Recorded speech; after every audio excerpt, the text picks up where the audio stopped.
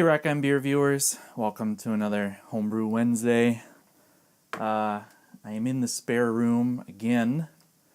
The weather outside is getting really nice, but the wind is just a bitch here in Denmark. It's just always windy outside, so I'm really hoping sometime later this week there'll be a nice windless day and I can do some shooting outside. No brew footage this week. I didn't get a chance to do anything with the Brewster. Been really busy, but actually hoping also later this week to brew something on that thing, and we're really hoping to brew outside, which would be really cool because we never brew outside. So with that little electric all-in-one setup, we could actually do it without having to drag a bunch of stuff out into the parking lot. So yeah, I'm looking forward to that, and I'm sure I'll take lots of footage. So look forward to that. But this week's Homebrew Wednesday, I'm gonna do something I haven't done for a little while, and I'm gonna drink some of my own homebrews and do a little review on them. I've got quite a few built up. I don't even have all of them here in front of me, but I wanted to start with this one, and this is a little weird, and I'll actually get to say some bad stuff about my own brewing. This is the first cider I've ever tried to make. So it's just it was just apple juice from the 100% apple juice from the store. And I used USO5 ale yeast on it to ferment it, and then it's actually hopped. It's hopped with Mosaic. So made a whole keg full and dry hopped it with about 50 grams of Mosaic, and holy crap, it was so good. After about a week with the dry hops, I really liked it. I thought that it smelled awesome. It tasted awesome. That was still just pouring it from the keg without any carbonation.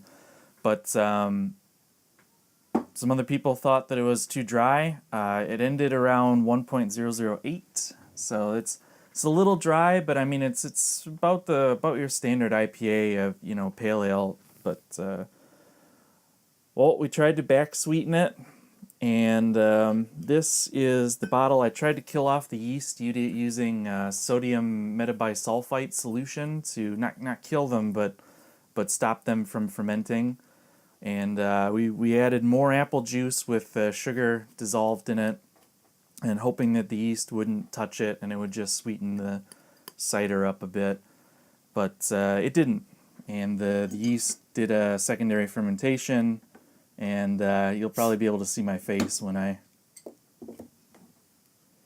Oh, yeah.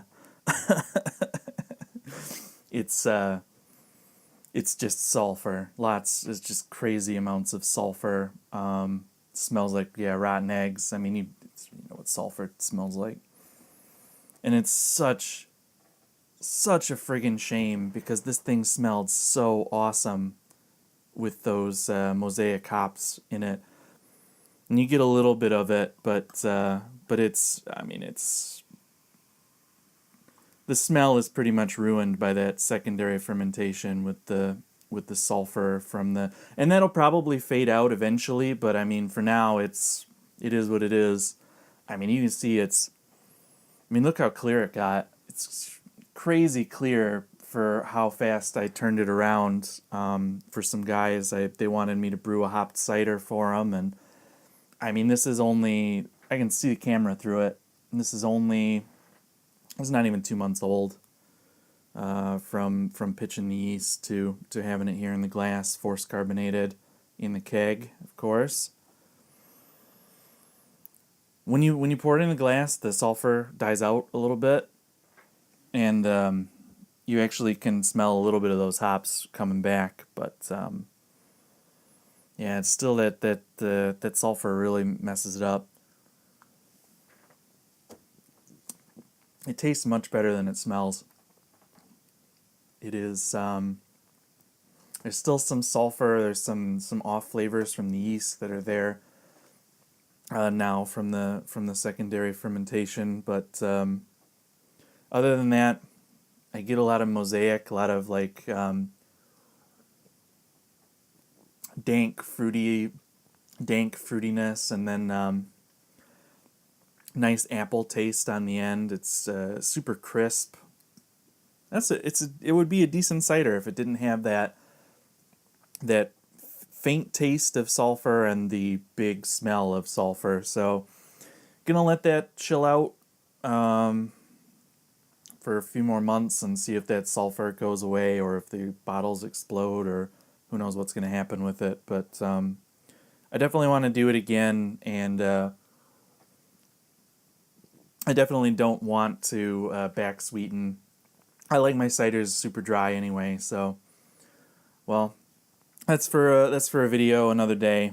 We'll get some cider going. Maybe okay. Finish my glass of black IPA, and I'm gonna do one more beer. I don't know. This is getting kind of long, so maybe this will have to be 2 parts or something. So this is my toasted oatmeal brown ale, and forgive me, I'm not gonna go rinse the glass out. So this is my latest brown ale, and it's made with I always make my brown ales with oatmeal, and this time I took about half the oatmeal from the recipe. I think I used about 500 grams of oatmeal, and and toasted it in the oven. Oh, sorry, lost my train of thought there. The MU beer. So took half the oats, toasted them in the oven until they got that kind of like, cookie type smell to them, and they started to turn a little brown. And when you ate them, you could definitely taste that they were, toasted. And then just made the beer as per normal.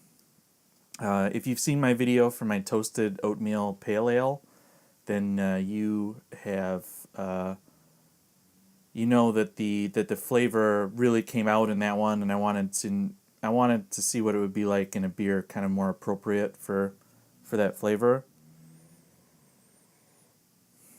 Give it a smell here.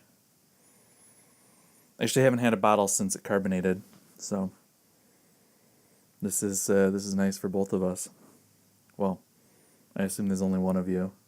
I assume only one person watches these videos. It's got that kind of cookie, like toasted oatmeal cookie smell that I now put with the toasted oats. So that's pretty cool. Also used coffee malt, which I saw it in a homebrew store at the rare time that I was at a homebrew store, one of the few in Denmark that actually has a physical address, and I grabbed it. It's basically Special B, but a little darker. So if you've ever used Special B, this coffee malt is just a little bit darker, but it smells similar. That kind of raisiny type smell. So it's got kind of a oatmeal raisin cookie vibe going, which is kind of cool.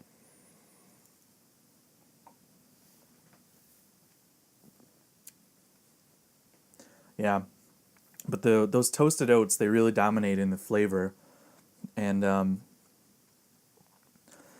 it's a really cool flavor that the toasting of the oats bring to it, because I mean it's got a super smooth mouthfeel. You can tell that there's tons of oats in this beer. But usually, I mean, oats usually are more just for mouthfeel. These have actually imparted a flavor, which I find really cool, and it's that, I mean, if you've ever had oatmeal cookies, which I know that they're not a big thing here in Europe, but I mean, I just remember, I remember oatmeal cookies from when I was a kid, and they were all soft and fresh out of the oven, and they had that kind of toasted flavor, sweet flavor, and that's what's in the beer.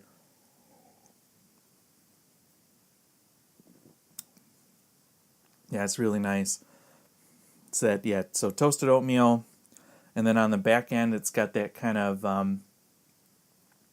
it's got some chocolate, like some nutty chocolate flavors from the chocolate malt, and then that coffee malt kind of brings a raisiny tone, like a dark fruit, dried fruit tone to it. It's really nice. I really like the flavor of this beer. The weirdest thing is that it finished on 10:15, which I wasn't at all disappointed with that, because I mean 10:15 on a brown ale, that's okay. I mean we were shooting for 10:14, 10, so it was, it was close enough. And I thought that it was going to be a little sweeter, and it is sweet. It's got a sweet taste to it, but it drinks like the body.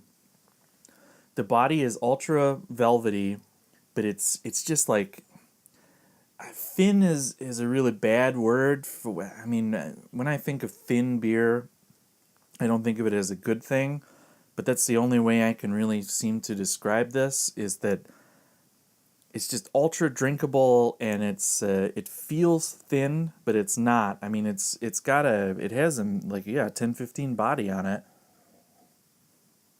boosted by those oats. But I mean, you can drink the hell out of this beer, and yeah, it finishes good. This is going to be, I mean, this is the kind of brown ale that I like. It's got some bitterness to it. It's got a little bit of it's an American brown ale. We hopped it. It's got some Centennial. It's got a little bit of citrus on the end, because we did a late edition of Centennial. It's got some IBUs to it. You know, it's got some nutty roasted flavors, but it's you know, it's also a little bit hoppy. This is going to be a great beer for the summer, actually. I mean, brown ale for the summer, but this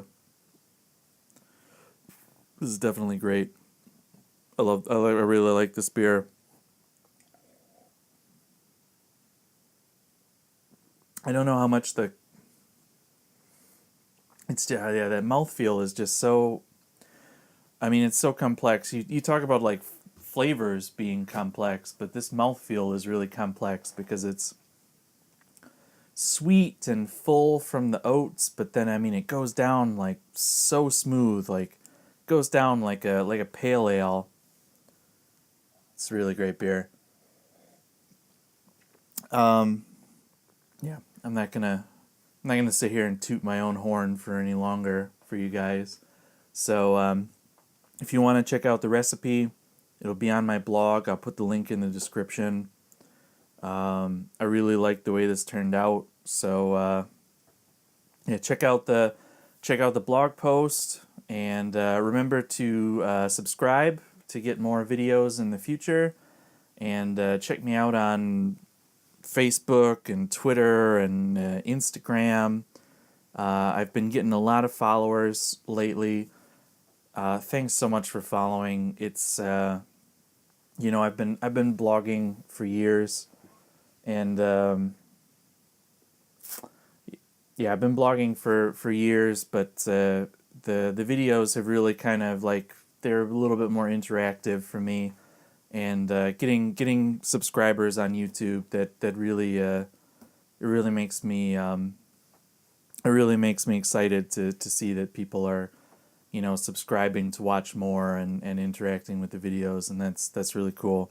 So thanks to all the subscribers. Please, if you're not a subscriber, consider subscribing. Love to have you on board.